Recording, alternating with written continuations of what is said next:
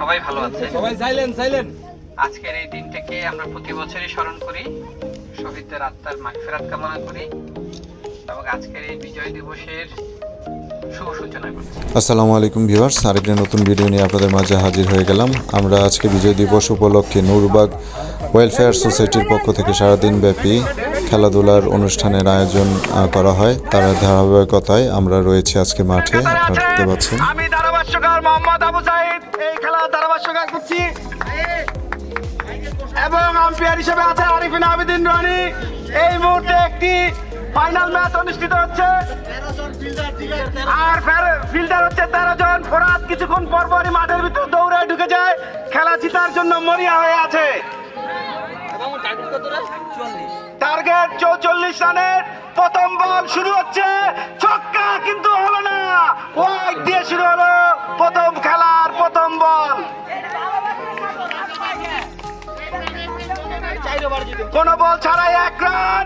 দ্বিতীয় বল চলছে, রান হলো না।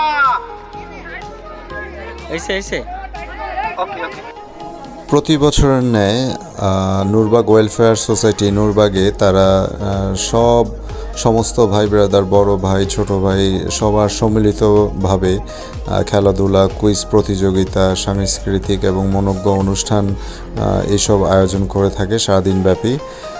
সেটার উপলক্ষ করেই আজকে সকাল থেকে শুরু হয়েছে ক্রিকেট খেলা। তার পরবর্তী সময়ে খেলা শুরু হবে ফুটবল এবং তার পরবর্তী সময়ে লাঞ্চের ব্যবস্থা করা হয়েছে।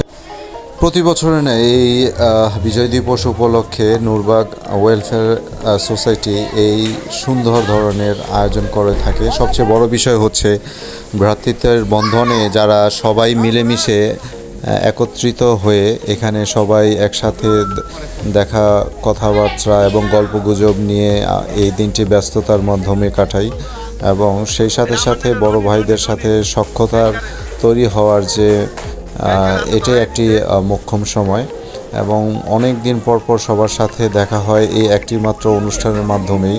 কারণ অনেকেই রয়েছে এলাকার বাইরেও থাকে, এই অনুষ্ঠানের খাতিরে অনেকেই চলে আসে।